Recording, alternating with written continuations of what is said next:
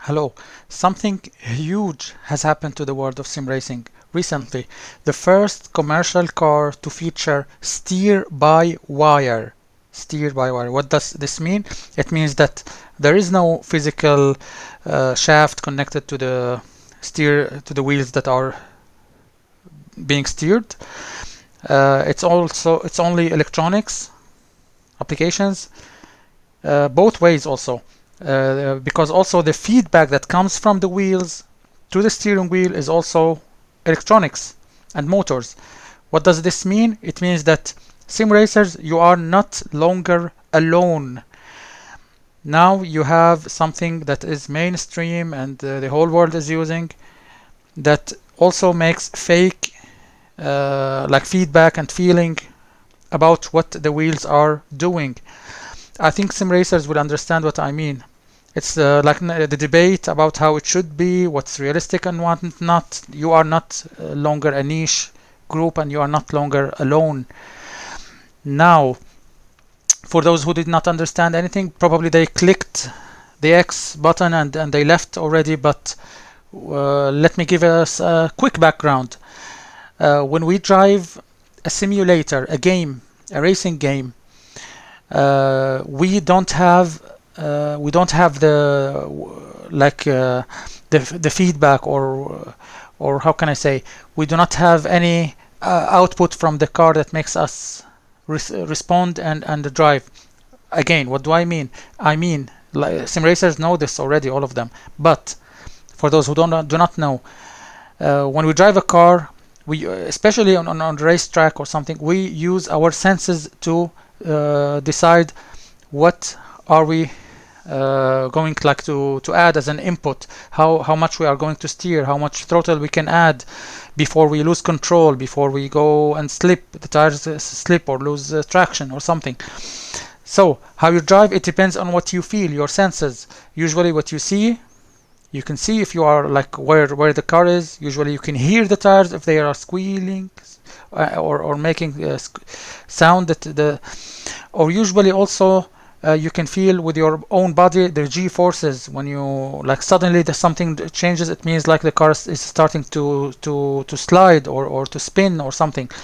So in short, some of these we call them feedback, are the things that you use when you are driving a car, and when you are driving a sporty on the limit on a racetrack. Like you depend so much on driving on the limit and not over the limit. What makes you decide and know how much, like for example, gas or throttle you can add? These things I mentioned. What unfortunately sim racers do not have. Unfortunately, sim racers do not have any kind of feedback. They don't have expensive motion rigs or seats that make them feel if like if the tires are sliding or not, etc. Or yo, or you know what I mean. I hope these G forces, nothing. No one of us owns a full motion rig that moves and makes him feel like as if he is driving a real car when he's sitting at home playing a simulator or racing game. The only thing we have is our steering wheels that are connected to the computer. The steering wheels, they have something called feedback. Feedback is how hard it is to turn the wheel, and it depends on if the car is sliding or not, etc. Unfortunately, in these topics, either someone who knows the topic already or not. It's hard to explain without using animation and videos and stuff. Now, what's new right now is that before this, usually like we have had these wheels connected to our computers when we play a game, and usually this wheel like is giving us forces and vibrations and etc. to give us to make us understand what the car is doing on the track. Is it sliding or not? Is it etc. Think about it like when you drive your car in off-road. Remember how the wheel jerks. Now, there has been like always the big debate which game or which sim has good force feedback, which one has realistic, which one like electronic force feedback, or what do you call it, hydraulic steering. which one simulates the older cars that used to have more authentic and fidel feeling through the wheel, and more direct and quick response now.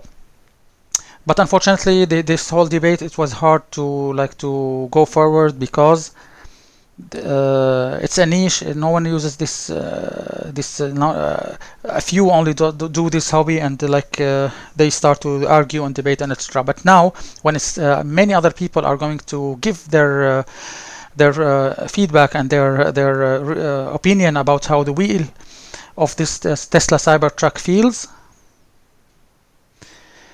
Now, like some other people are going to join this game and are going to speak, about this technology. I mean, when it becomes more mainstream, it will be developed, and many other will jump on the bandwagon.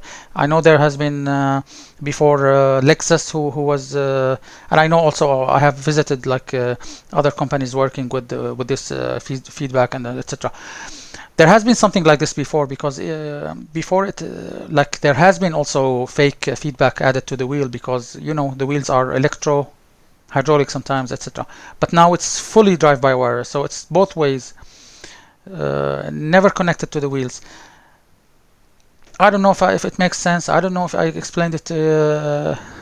Explained what I want to say. In short, in one sentence, it's a big news for people, because now Tesla Cybertruck started to implement this technology in its cars that is going to be sold in thousands and tens of thousands.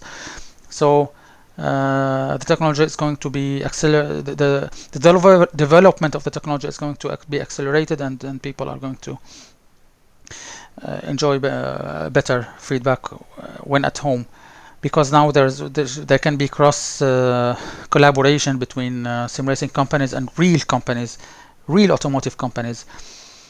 But still, I doubt it, because we are a small community. Hopefully, it's not only the force feedback. Hopefully, other technologies will be also pushed forward, let's say motion simulators. Let's say what do we call them? Suspension simulators, whatever, wind simulators, traction loss simulators, many other, even tactile feedback.